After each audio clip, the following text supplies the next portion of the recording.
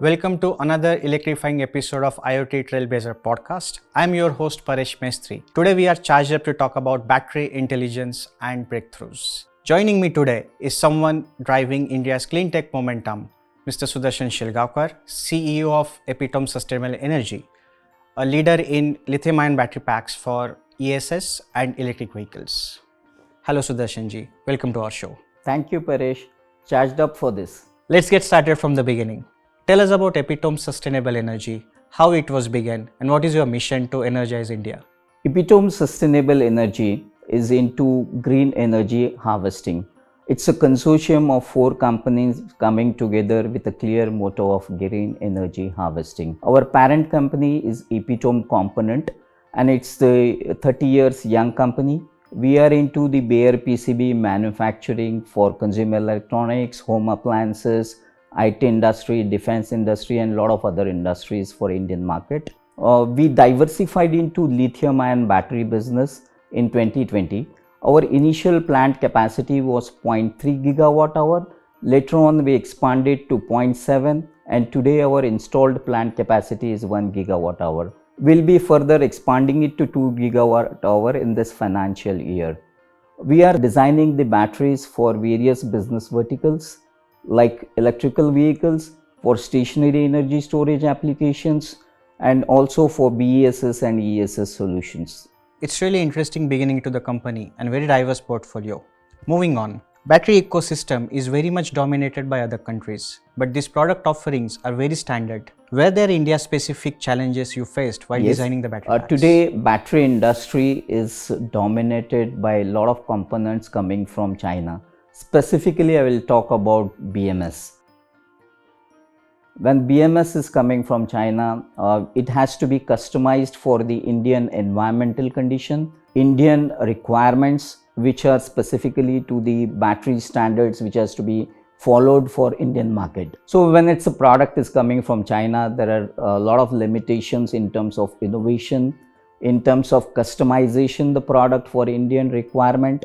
Similarly, translating the Indian specific requirements and then going it back to China, designing that particular software, customization, and again implementing back into India. There are a lot of challenges in terms of getting such product customized for Indian requirement. That sounds challenging. And what made you say, okay, let's give JIoThings solution a shot? Well, the requirement from one of our customer who is a Pune based, which is into the two-wheeler EV segment, the requirement was a local BMS, which is having certain IoT functions, which is a modular BMS, and having the analytic scalability.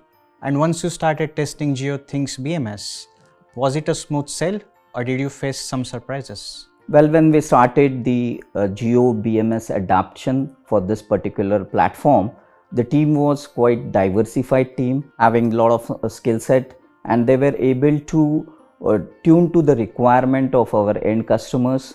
The whatever functions were required by our end customers, those were very incorporated into the end solution very easily.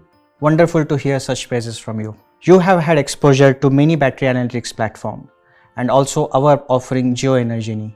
Do you see real world usage of such battery analytics platforms? In today's BMS, which is a smart BMS, the data analytics plays a very crucial and vital role in terms of battery design, in terms of safety, in terms of end user satisfaction. So there are a lot of data points which are coming from the smart BMS, and further the analytics is done on those data points. So with the platform like JioEnergy, we will be able to capture the data, monitor it, review it, and come with the end user applications, which will be very useful. Similarly, there will be a productive enhancement, product enhancement, and the feature enhancement with this platform. That's exactly what we are aiming for. Now time for some quick on toes action. Welcome to the rapid fire round. I will ask you a question. You answer in one word or one sentence. Are you ready? Yes. The most overlooked metric in battery analytics? Cell temperature. The coolest innovation in EV battery safety? Smart BMS. Hardware or software or analytics? Which will dominate next generation BMS? Analytics. In EV, Would you rather double battery lifespan or half the charging time? Well, both. But however, I will prefer for reducing the charging time.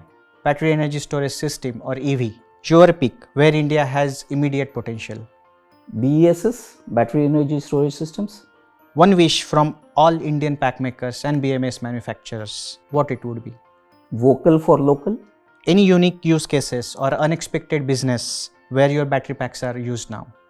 Well, I will specifically say there are various applications. However, most fascinating like agriculture sector, where drones are being used for spraying the pesticides, and inverter and UPS application. That was one powerful rapid fire round. Thank you very much for your quick answers. Getting back to our discussion, let's talk about future. You mentioned about vocal for local. What cell technologies and trends excite you the most? Looking at the Indian environmental condition, LFP, lithium ferrophosphate, is the chemistry which is most suitable. It's very safe to use in Indian environmental condition. Similarly, the cycle life is very good, which is also one of the market requirement. At the same time, the raw material which is required for LFP chemistry is abundantly available, which makes it very easier for Indian manufacturer to scale the local manufacturing. There are other chemistries also which are in advancement. Here I will specifically name about the chemistry which is based on the sodium. So sodium batteries, which will be quite popular in Indian market because of the economy, and at the same time it will be used for BESS and ESS applications widely. There are certain advancement in terms of various lithium batteries like solid state batteries. In terms of new technologies, solid state batteries which are likely to hit the market in next 5 years to 10 years and will be very useful for EV segment. Exciting times ahead. Also curious to know the unique cases where your battery packs are being used today. Can you please elaborate on that?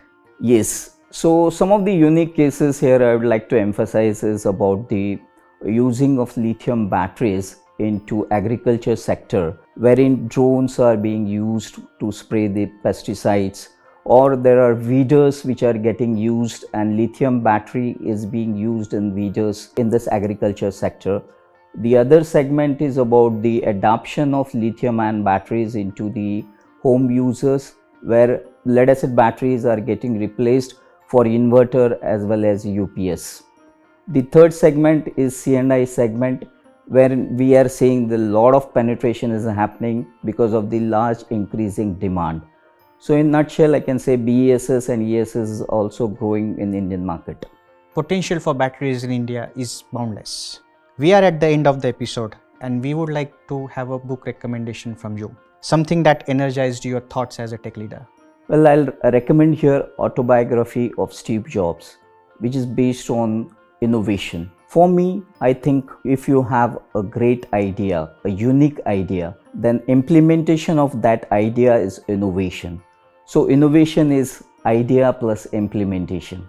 Sudarshan ji, this conversation has been truly enlightening. From BMS to smart analytics, it's clear that batteries in India today have huge potential. We appreciate your insights. Thank you once again for taking your time and sharing your thoughts. Thank you, Paresh, for inviting me for this session.